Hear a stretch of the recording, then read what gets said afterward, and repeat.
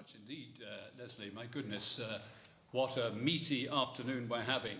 I've been asked to do a journalist's view, and I will start with asking what in practical ways does the story of William Adams mean to us today, but particularly today, as Sir David was saying, when the number of authoritarian regimes in the world has apparently overtaken the democracies, and we face existential threats of a new kind. Are we ready for it? What value is this relationship in that context? You know, the UK has valued down the decades its special relationship with the US, and I detect from this afternoon's gathering and conversation there is something of the same timbre of special relationship. The UK has been around longer. Japan has its own set of assets and resources which should come into play in the next phase. Quickly, though, to start with, about the Will Adams story itself, I think it's important to note that it does tick all the boxes to count as a global classic. A long and perilous journey, encounters with a strange land or race of people, the heroes caught up in an improbable adventures, and the story excites admiration or empathy in the hearer. So William Adams can be seen as an everyman, like Odysseus or something. He also represents for us a touchstone into the inner workings of a nation, particularly what makes Japan tick, having been the only country in the world to voluntarily close itself off in such an absolute way. It is actually a scientific experiment. And of course, we're of the peculiar relationship between the two countries. So my second point is, actually quickly, William Adams is still with us and around us in many ways. I actually met him. Tim Hitchens began this conversation with speaking about encounters in the 70s, I think. In 1983, I met Will Adams. He was wearing the same clothes in the same place. He had built those same ships, and he was very eloquent, speaking about the wonders of the marvels he saw around him, and on the orders and the astonishment at seeing the crowds. It was in those days it was Simon Coates from the embassy who was in that overweight costume for the afternoon. But the following morning, my interview with him was shown on BBC Breakfast TV, so I think I can claim a little bit to have been brought with Adams into popular culture. But this is a point at which I'd just like to hear it momentarily for the other members of the Japan 400 team in 1613, particularly Jenny White and Sue from the Fuji TV, who made it possible. And all those events we had around landmark places around London and so on. It was an extraordinary year. All credit to our co-chairs as well. So let's hear it for them.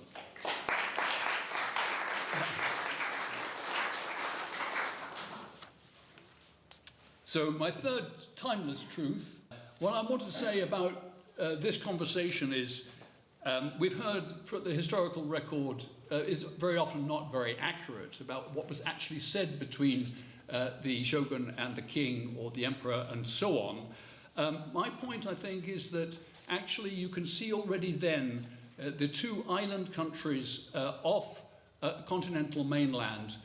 They were, in a way, natural allies against their own current potential antagonists and threats. So from the continent. And that very old bromance, Hands Across the Sea, was to have echoes down the years, as Sir David was saying, notably 100 years ago with the Anglo-Japanese alliance, when Japan was spoken of as the Great Britain of the Far East. In more recent times, Margaret Thatcher spoke about the magic combination of British skilled labour and Japanese management. That new phase of partnership symbolised, of course, by Nissan's groundbreaking investment in the car factory in northeast England, which last week got an extra tranche of investment.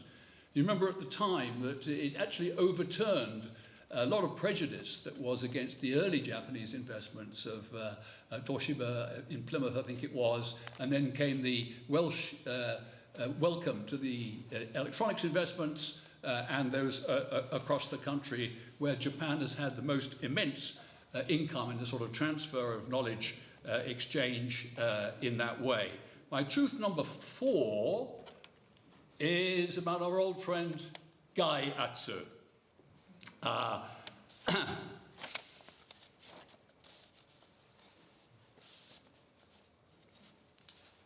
perennial feature of Japan's dealings with Western countries, literally foreign pressure.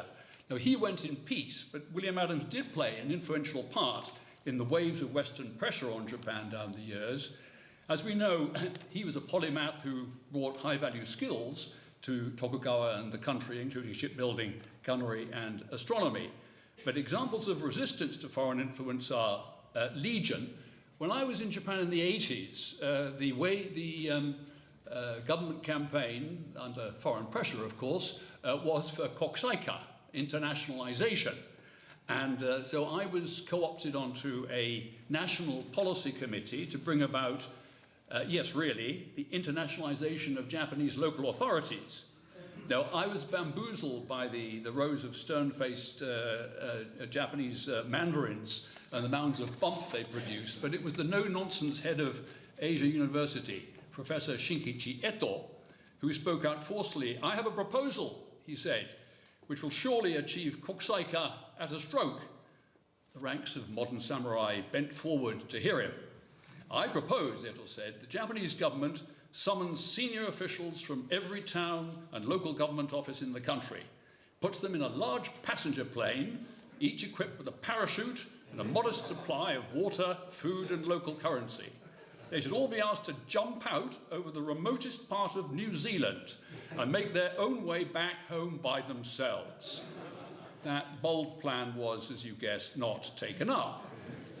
Japanese tourism is booming. This, I think, is quite important. A transformation of Japan is underway, with foreign visitors able to hear announcements in their own language at some train stations, but the country still ranks among the lowest internationally on equal treatment for women, and the still, dare I say it, relatively poor English-speaking skills of Japan's elites remains a self-made barrier to its international profile. My takeaway number 5 is, I think, the key one: Sakoku and its effects, the closure of Japan, very soon after Will Adams died, of course, under strict military rule and rigid codes of behavior. The Tokugawa era put an end to internal wars, but it forged a nation stamped by conformity and loyalty to the state over many generations. Japan developed perhaps the most sophisticated and well-oiled society in that time, with its own rules, taking little account of massive social change, revolutions, and enlightenments elsewhere. And those codes still pertain today and are seen in the highly skilled educated workforce, the outside economy for its population, very low rate of violent crime, very high degree of social conformity, as we saw with COVID. On the flip side, Japanese attitudes to inward migration are still marked by extreme caution and even suspicion, and vestiges of feudal attitudes can be seen in the stiff choreography of public events. Now, Japan has almost recreated as well, in its political sphere, the sameness of the 2 centuries of Tokugawa rule by returning the same conservative-minded party to power, except for very short interludes for the past 70 years. Now, this failure, this unwillingness, has allowed entrenched vested interests to go unchecked. And some say it's denied Japanese society the habits of mind it needs to be a truly modern democratic state. So, my last takeaway relates to the legacy of Japan's late start. We live in a world where the allies of America face unprecedented threats to our comfortable way of life from aggressive authoritarian powers, with serious doubts about America's leadership after next year's election. They need to protect themselves, I say. Sorry, I didn't see the first one.